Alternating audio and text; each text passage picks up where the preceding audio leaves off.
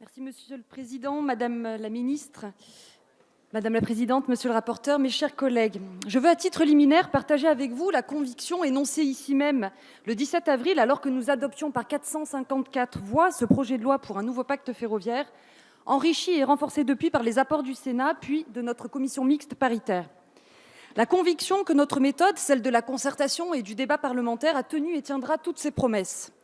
La conviction que cette réforme cruciale est indispensable à la pérennité et à l'efficacité de notre service public ferroviaire.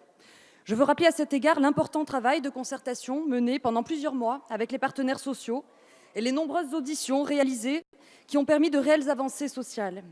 Je veux aussi saluer la qualité du débat parlementaire ici même, au Sénat, puis en commission mixte paritaire qui a joué pleinement son rôle. Il n'aura échappé à personne sur ces bancs que ce projet de loi, dénoncé par certains comme un passage en force du gouvernement, initialement composé de 8 articles habilitant à légiférer par ordonnance, est devenu un texte de 36 articles, enrichi substantiellement par de nombreuses dispositions législatives grâce à l'adoption de nombreux amendements.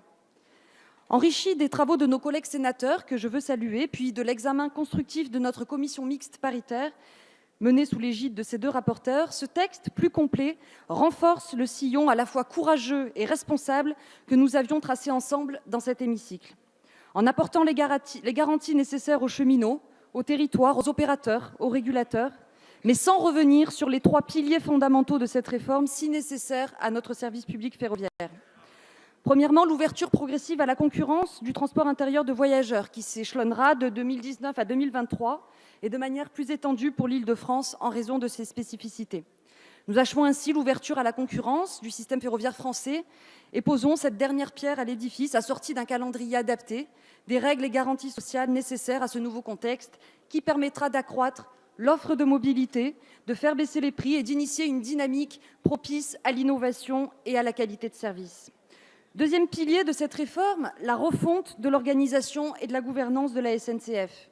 Ce projet de loi dote la SNCF d'une nouvelle organisation plus souple, plus lisible, capable de répondre aux enjeux et à la concurrence de demain.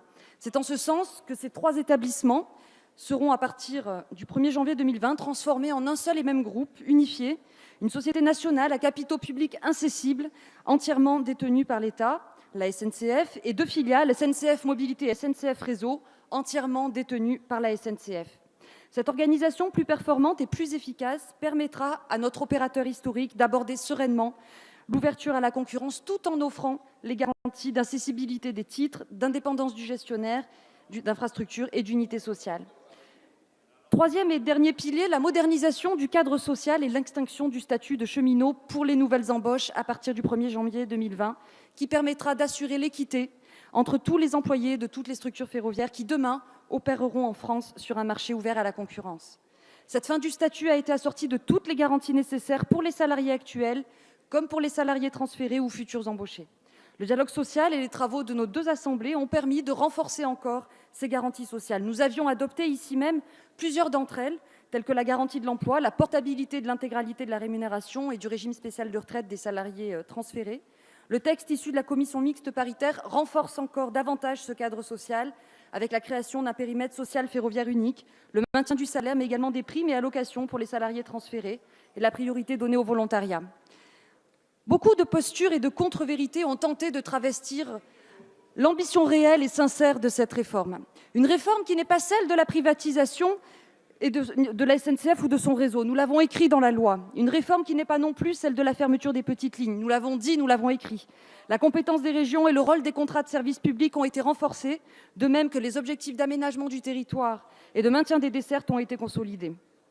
Cette réforme est au contraire celle de la voie du progrès pour notre transport ferroviaire. Grâce aux investissements sans précédent, 36 milliards d'euros sur 10 ans, auxquels s'ajouteront 200 millions d'euros par an à partir de 2022, grâce également à l'engagement pris par l'État concernant la reprise de la dette à hauteur de 35 milliards et la règle d'or introduite dans la loi. Mes chers collègues, ce nouveau pacte ferroviaire réunit toutes les conditions pour faire du ferroviaire le levier majeur des mobilités du quotidien et de demain, pour rendre à la SNCF et l'ensemble de ses salariés, dont je veux saluer ici le dévouement et le professionnalisme, les moyens et la fierté de leurs ambitions. Ce nouveau pacte ferroviaire nous lie aux Français, auxquels nous faisons la promesse, par l'adoption de ce texte, d'une qualité de service retrouvée, d'un réseau modernisé, d'une offre de trains fiable, sûre et adaptée à leurs besoins comme à leurs moyens en tout point du territoire. C'est en ce sens, mes chers collègues, que je vous invite ardemment à voter ce projet de loi, cette réforme courageuse, équilibrée, fruit d'un travail collectif mené par notre Assemblée et le Sénat, pour redonner ensemble aux Français, aux usagers comme aux cheminots la fierté de ce mode de transport ferroviaire auquel nous sommes tous fermement attachés. Je vous remercie.